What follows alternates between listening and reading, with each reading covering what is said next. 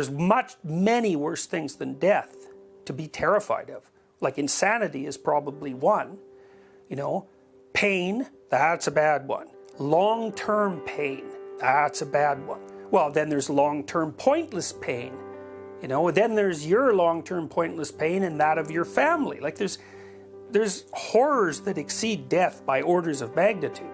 So to make that the fundamental fear, I think that's an error. You know, it's like, are people more afraid of dying or having their children die? You know, that's a perfectly reasonable question.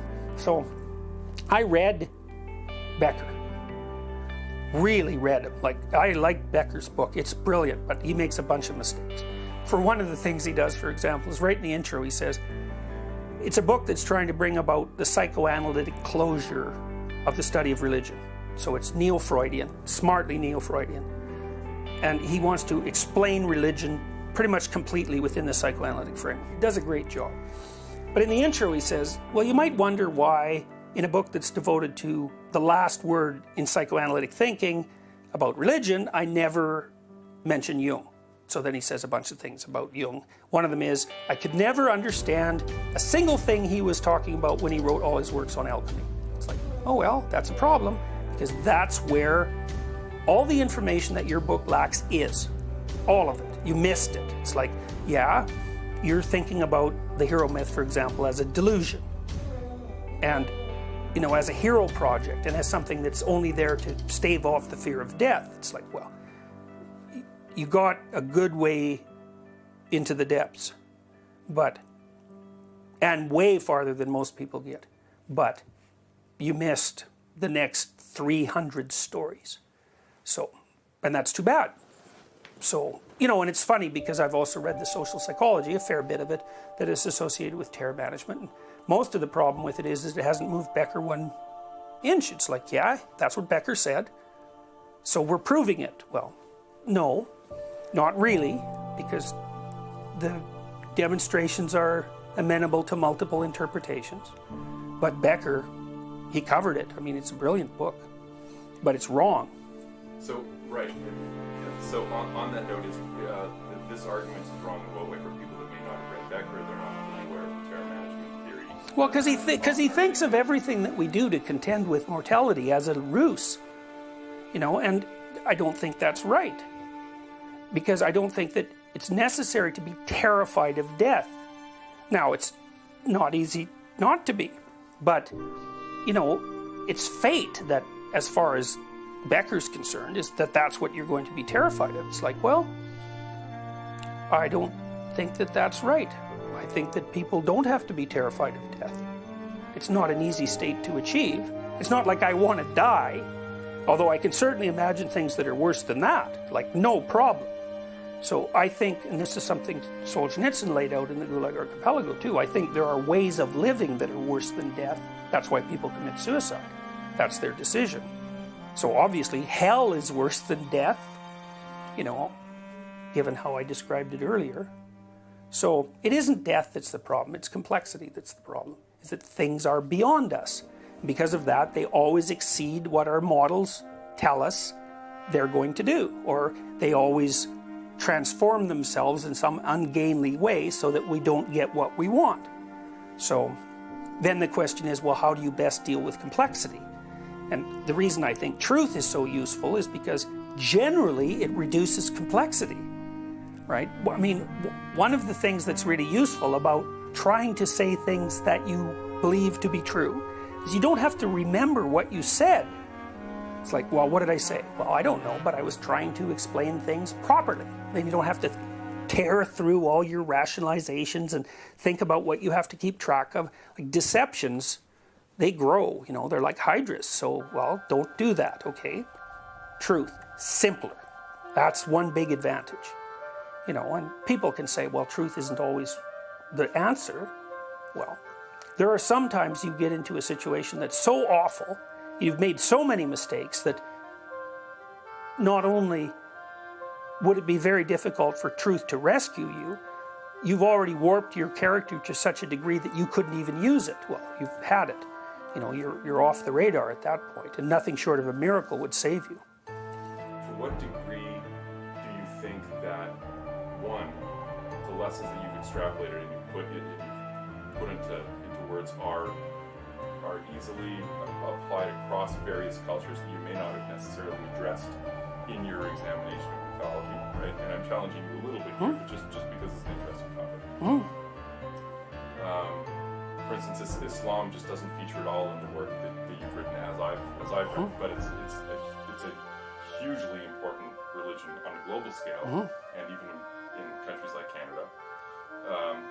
And then there's also the question of, with so many people coming with different specific mythologies or embodiments of the universal mythology that we're discussing, what are this is sort of a unique episode in human history in the sense of just the scale and the rapidity with which people are coming into contact with each other from very different backgrounds. So what do you see as the implications of that, for good or for bad, in a country like Canada? Okay, you mean the fact that people are coming together? Coming together, but from those very different cultural places in which maybe there's a universal mythology that envelops all of them, but the values and the particular embodiments of the mythology that people have grown up with are often very different, and these can clash. I mean, not a tribal. They clash tribally, tribally. I don't mean in the clash of civilizations sort of overblown way, but I'm just saying on a pragmatic level, people are often operating in different psychological space.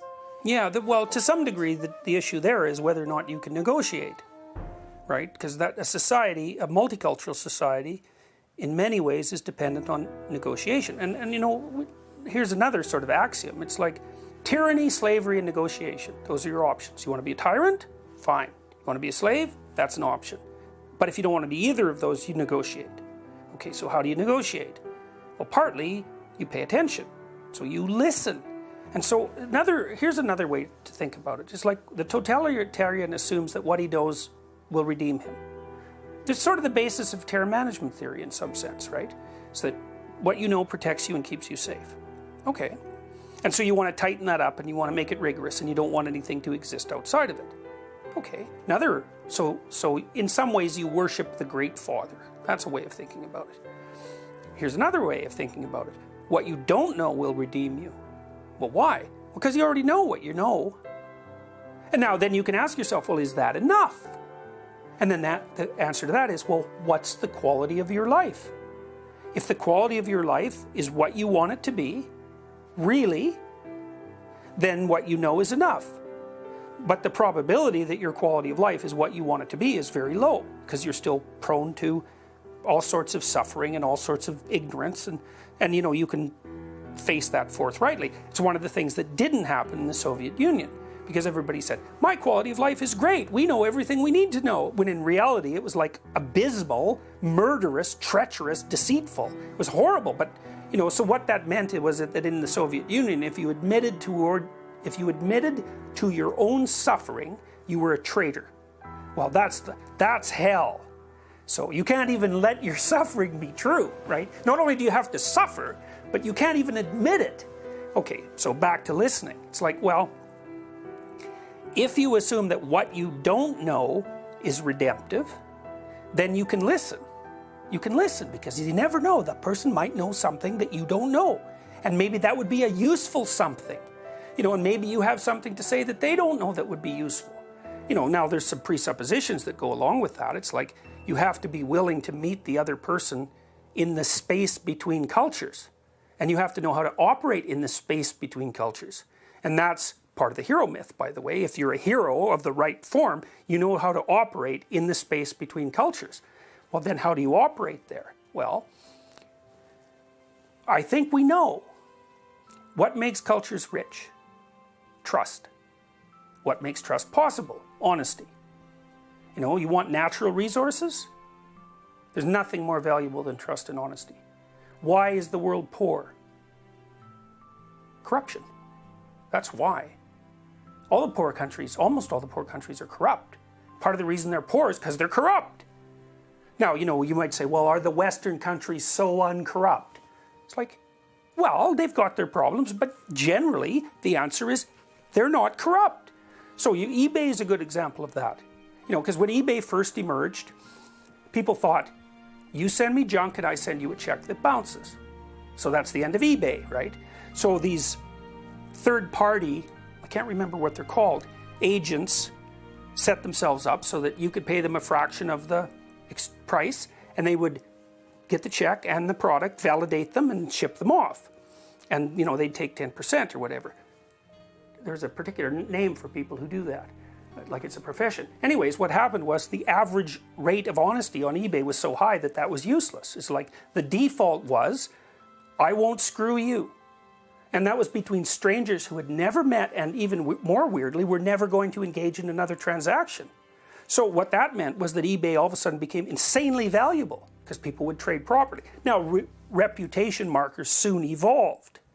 But and I do believe that in the West, the default is, you won't screw me. Now, and that means that I can trust your persona. If the default is, you will screw me, then I'm a barrel of snakes and you're a barrel of snakes, and we will never get anywhere. Exactly, but this is, I mean,